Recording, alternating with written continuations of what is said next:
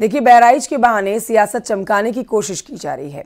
सत्ता पक्ष और विपक्ष दोनों एकजुट एक दूसरे के ऊपर पलटवार करते हुए आ रहे हैं। देखिए रिपोर्ट।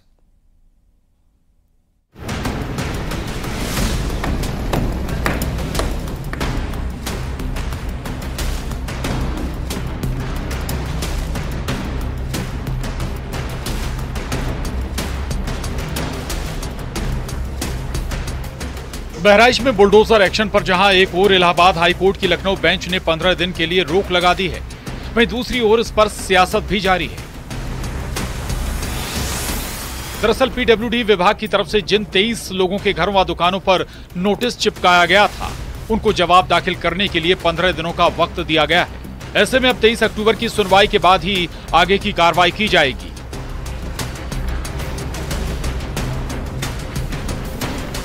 बहराइच हिंसा मामले में मुख्य आरोपी अब्दुल हमीद के वकील कलीम हाशमी ने बताया कि पीडब्ल्यूडी ने 23 लोगों के मकान तोड़ने का नोटिस दिया था, जिसके खिलाफ हाईकोर्ट में जनहित याचिका दायर की गई थी, जिस पर तत्काल सुनवाई हुई और हाईकोर्ट ने नोटिस पाने वाले सभी 23 लोगों को अपना पक्ष रखने के लिए 15 दिन का समय दिया है। इधर बहराइच में अभी भी हालात सामान्य नहीं हो पाए हैं। महाराजगंज बाजार में अभी भी दुकानें बंद हैं। लोग डर की वजह से दुकानें नहीं खोल रहे हैं। अभी भी पुलिस बल तैनात है। जनपद बहराइच में 13 अक्टूबर को हिंसा हुई थी। मूर्ति विसर्जन के दौरान 2 संप्रदायों में बवाल हुआ था। गोलीकांड में एक युवक की मौत हुई थी।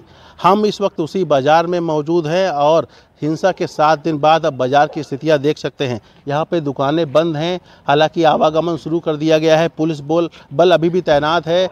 हिंसा के तुरंत बाद इस बाजार को छावनी में तब्दील कर दिया गया था, लेकिन उसके बावजूद भी लोग अभी भी दुकान नहीं खोल रहे हैं। लोग घर में हैं और आप मेरे पीछे देख सकते हैं कि ये फायर सर्विस की गाड़ी भी तैनात है।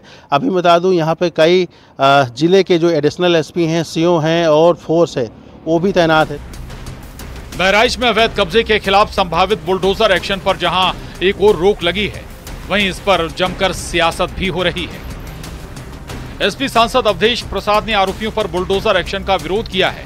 उन्होंने कहा कि कानून में इसका कोई जिक्र नहीं है और आरोपी को सजा देने का अधिकार सिर्फ कोर्ट का है। कांग्रेस ने भी इसका समर्थन किया और बीजेपी पर निशाना साधा है। वहीं बीजेपी का कहना है कि अवधेश प्रसाद से लेकर अखिलेश यादव तक वोट बैंक के लालच में अंधे हो गए हैं, अब कानून की भी निंदा कर रहे हैं। हम पहले ही कह चुके हैं कि बुलडोजर कानून, जहां कानून का राज हो और संविधान का राज हो, वहां पर कितना बड़ा से बड़ा कोई आरोपी हो, उसमें आईपीसी में, सीआरपीसी में, एविडेंस एक्ट में कहीं पर कोई प्रोविजन नहीं है बुलडोजर चलाने का, बर्बाद करने का। जो भी अधिकार है वो माननीय न्यायालय को है। धारा में बुलडोजर चलाने का जिक्र नहीं है। यहाँ तक कि सुप्रीम कोर्ट ने भी इस पे एक अंतरिम रोक लगा रखा है। बावजूद उसके अगर योगी सरकार नोटिस लगा रही है तो इससे स्पष्ट यही होता है कि योगी सरकार कानून का सम्मान नहीं करती है। लेकिन उससे बड़ी बात यह है कि इस तरह की खबरें नोटिस लगाने की अखबारों में छपता है। अगर उत्तर प्रदेश की न्यायपालिका, इलाहाबाद हाई कोर्ट वास्तव में विजिलेंट होता तो वो खुद अपने तरफ से नोटिस भेजना पड़ता। पीड़ितों को सुप्रीम कोर्ट या हाई कोर्ट नहीं जाना पड़ता। इस प्रसाद से लेकर अखिलेश यादव तक वोट बैंक की लालच में अंधे हो गए हैं।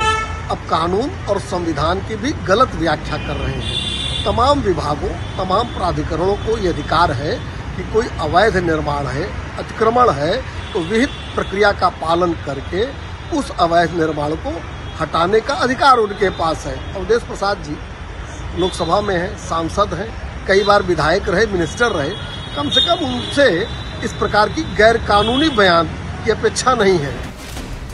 वहीं बहराइच में संभावित बुलडोजर एक्शन का मामला सुप्रीम कोर्ट में भी पहुंचा है। बहराइच हिंसा के 3 आरोपियों की तरफ से याचिका दायर कर तत्काल सुनवाई की अपील की गई।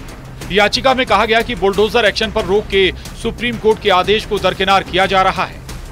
सिर्फ दिखावे के लिए कार्रवाई से पहले नोटिस जारी किया गया है। लोगों को अपने पक्ष में बात रखने का ठीक से मौका तक नहीं दिया गया।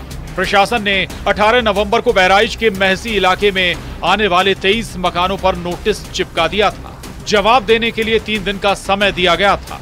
Bureau report, news 18।